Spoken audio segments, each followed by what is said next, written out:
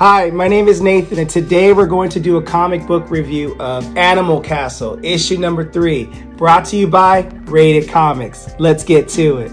We begin this issue with Miss B going about her daily routine and work for President Sylvia while he brutally runs the kingdom into oppression. She repeats the words, bring injustice to light, put an end to fear, a few times, and you get a visual of all the oppression going on in the kingdom. Keep in mind of the photo of Daisy, a remembrance of what happened to Daisy on issue number 1. The day comes to an end as Caesar's gathering his things, and we are reminded of the limited food supply in Mrs. B's house. You know, the control of rations, the work she's doing, and the little pay that she receives. Just a couple turnips and radishes in her house. I mean, you got to set up the desperation here, right? She thanks Caesar and hands him a present. He hopes it's a box of carrots. Miss B says, no, not a box of carrots, but freedom. Caesar drops her present, and it's like, don't play with my emotions like that. There is no such thing as freedom in this kingdom. She gets the idea from Acellar the rat in issue number 2. Caesar laughs at it like the idea that a rat and a cat can free the animal republic, that's the funniest thing he's ever heard of. But eventually, he decides to give it a go because what harm can it do? Caesar ridicules Acellar's idea like, you don't think we've done this before?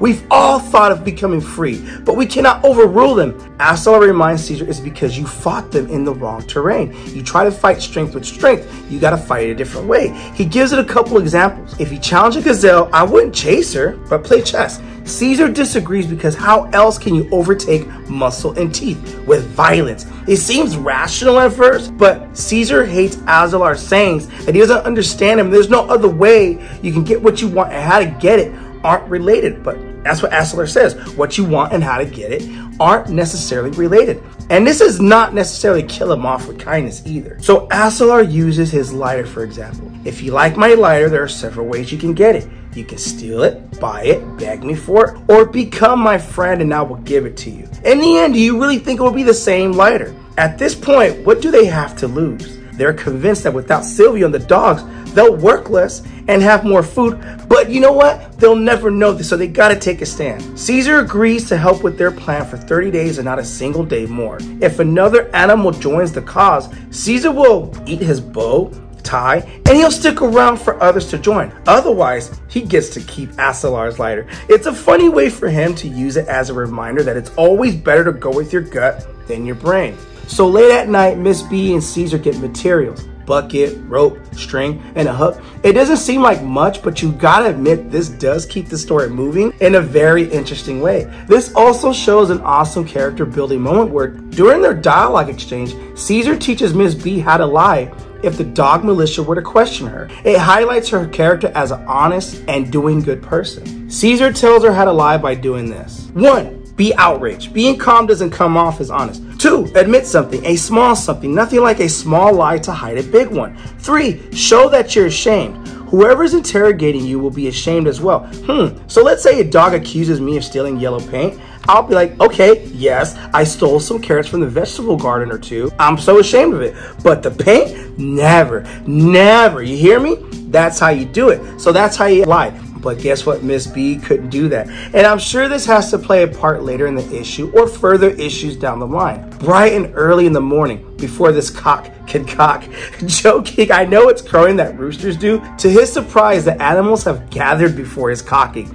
I'm so sorry. Crowing. Number 1 and number 2, the dogs that are first and second command know all the animals are there because they saw a daisy. A daisy painting on the fence as memories from Daisy in issue number 1 when she took a stance which cost her her life. A remembrance, if you will. The animals initially believe it won't bring back great memories, but it'll bring someone to the stake for death for this. Who did this? Yells number 1. It's a disgrace to deface public property. As they ask each animal individually. Number 2 asks Miss B directly, where were you last night? Obviously, Miss B can't seem to take Caesar's lesson and to tell a lie as she mumbles for words.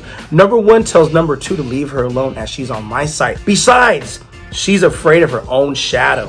I personally believe it has to do with issue number 1 when they reference how valuable cats are to the worksite. Number 2 doesn't initially back down, but after number 1 says to do what he says, He does have authority over him. Number 2 concedes, but he's not pleased about it. He's freaking pissed. This panel clearly shows that the dogs dealt with something they have no idea how to deal with. Number 1 tells Caesar, you go and clean that filth up at the storehouse. Is that clear? So, well, Caesar has to clean it up. So number 2 asks number 1, I'm just curious, did you really think that one of the animals was going to say yes? Yes, it was me who did the painting.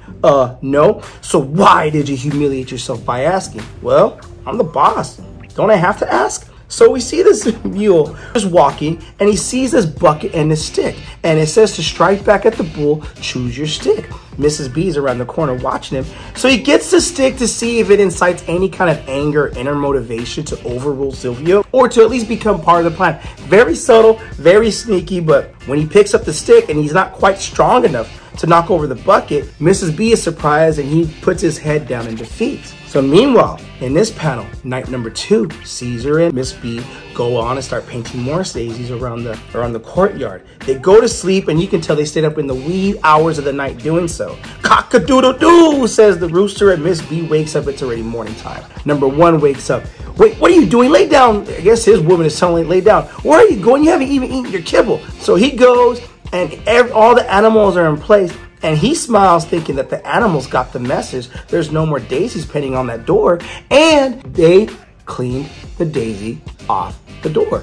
So number 2 is like, you better wipe that smile off your face, or else they think you did it. Did what? Oh no, they doubled down on those daisies, and he's freaking surprised by it.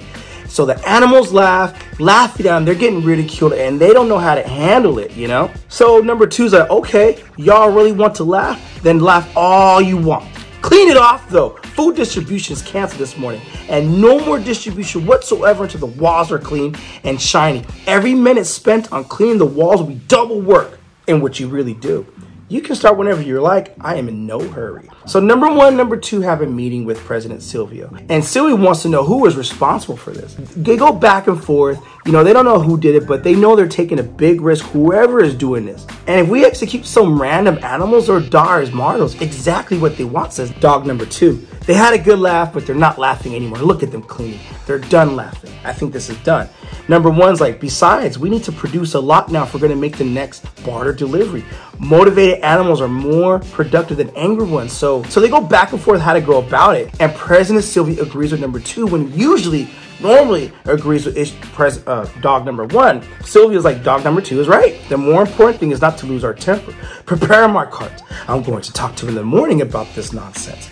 And then when he gets to his cart, a big ass daisy is painted nearby as well. I want all your dogs on watch duty tonight. I'm going to talk in the morning to the animals, and if I see one daisy on the wall, just one, number 1, you'll end up on the stake.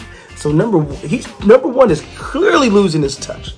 So when Miss B and Caesar go to the rooftop to paint more daisies for, you know, their revolt, if you will, or at least the start of their revolution, the dog militia is out, and they're deep in number, and they're not going to let anything else happen. Caesar wants to initially quit because we had our fun. Now let's just go back to our normal lives. But Miss B has a plan, and he doesn't want to be part of the plan, but part of the plan is he spends half the night picking up leaves for whatever God knows she has doing. So when Miss B goes back to Azalar's like, what, you're not painting any more walls? And she's like, dude, it's hard to do that tonight, but I have an idea. I just need a hand from a rat who doesn't have vertigo. But meanwhile, outside, we see this goat overlooking Ing, and we're not sure of his true intentions here. So President Silvio delivers a speech. Castle animals. No one is president for life. If I have sacrificed myself for this difficult duty, it's because in all modesty, I believe I am the strongest of all of you. But if someone dares to challenge my authority, step into this ring and face me like a man, or face me like an animal, or face me like a dog, face me like a bull, whatever. He tries to diffuse this situation by challenging strength with whoever thinks is as strong as him. But remember, Azalar's goal is not to defeat them with strength. It's with ridicule. And so meanwhile on the rooftop, Azalar takes the bags of leaves to the roof.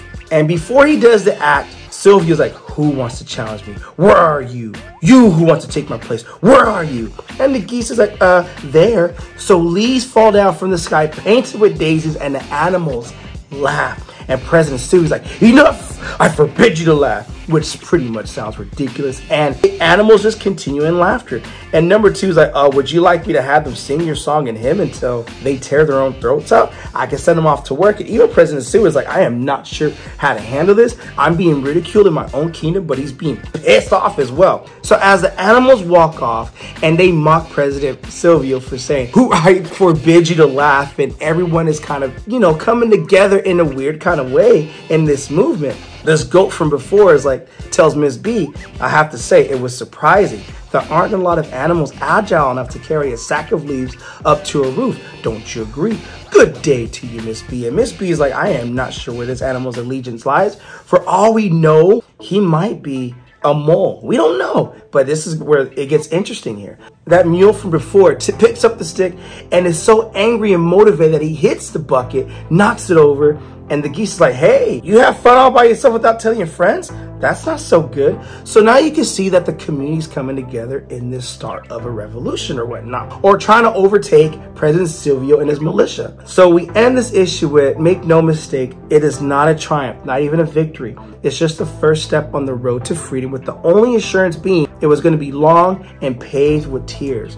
And there was no way of knowing who would walk away, who would die, who would betray, or who would fight to the end. But that day, a cat, a rabbit, and a rat were able to quiet fear and raise hopes in the space of a moment. And for anyone like Miss B who knows this terrible animal castle, there's only one word to describe this great news: a miracle. And that's where we end issue number 3. I'm loving this series, and I think this is a gangster issue. I had fun reading this. It's definitely a book about hope and what one woman or what one cat is willing to do for the price of freedom. But I also love that even though she has kids or kittens, some parents will be like, I don't want to risk it and put my kids out of life. But at the same time, she wants to risk it and give her kids a better life. And how can you not love that? Link in description if you wish to add this comic book to your comic book collection. You will not regret it. It's a very fun read, very compelling read as well.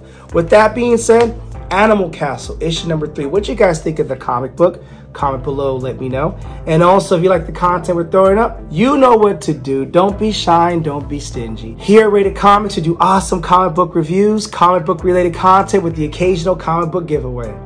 Thanks again for watching. Until next time.